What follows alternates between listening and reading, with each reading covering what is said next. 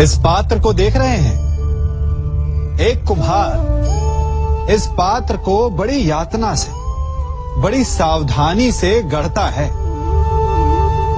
वो इसे अग्नि में तपाता है और इस योग्य बनाता है कि भीषण ताप में ये प्यासों की प्यास बुझा सके।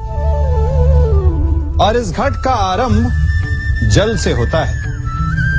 यदि जल ना हो तो इसकी माटी को ना गूंथा जा सकता है और ना ही इसे चाक पर आकार दिया जा सकता है।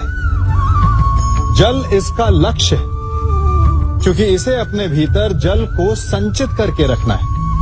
परंतु आरंभ और लक्ष्य के मध्य इसे एक कठिन तपस्या से होकर जाना होता है। इसे ताप सहना होता है, रात भर अलाव में पकता है। और यही समस्या मनुष्य के साथ भी होती है। यदि उसे अपने जीवन में लक्ष्य पाना है तो उसे दुखों का, कठिनाइयों का और बाधाओं का ताप सहना होगा। क्योंकि बिना जला हुआ घट, बिना तपा हुआ घड़ा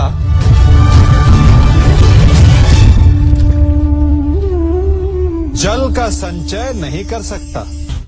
हम सबके जीवन में एक समस्या अवश्य आती है कि किसके समक्ष झुका जाए और किसके समक्ष ना झुका जाए।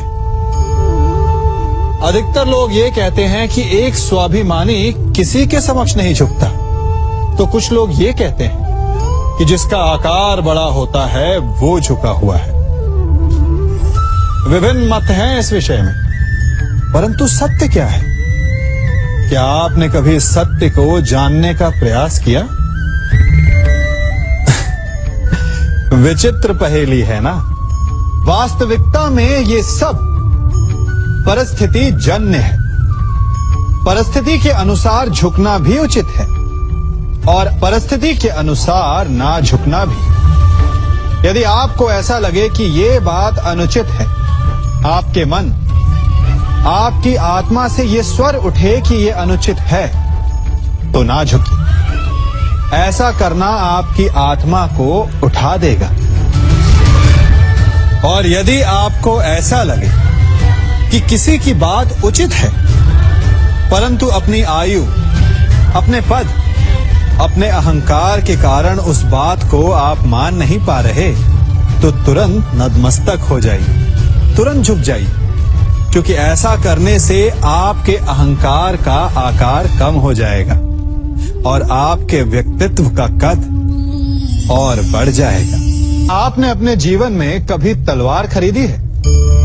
क्या देखकर तलवार खरीदते हैं? उसकी मयान देखकर या उसकी धार देखकर?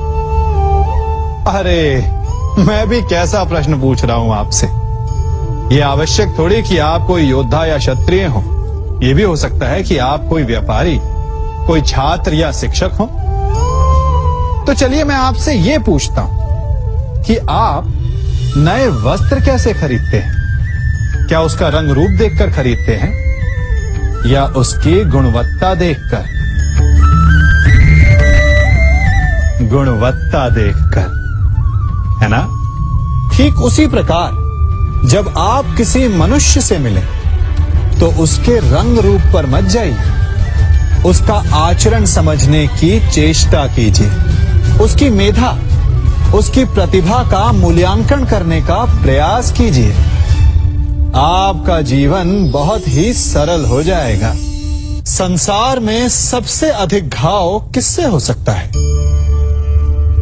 इंद्र के वज्र से या विष्णु के चक्र से या भीम की गदा से या फिर गांडीव के बाण से? नहीं। सबसे अधिक घाव यदि कोई पहुंचा सकते हैं तो वो हैं हमारे शब्द, हमारे वचन। यदि शब्द बाण है, अस्त्र है, तो हमारी जीवा उनका संधान करने का यंत्र है। शब्द चाहे तो अमृत बनकर आपको जीवन दान दे सकते हैं या फिर घृणा का विष बनकर आपके जीवन को पीड़ादायी बना सकते हैं। ये शब्द ही हैं जिनके घाव का किसी भी वैद्य के पास कोई उपचार नहीं। इसलिए जो वस्तु जितनी घातक होती है वही वस्तु उतनी ही अमूल्य भी होती है, और वचन सबसे अमूल्य होते हैं। इसलिए मीठी बोली बोलने का प्रयास कीजिए। अपने हृदय की तुला से तौल कर वचन बोलने का प्रयास कीजिए।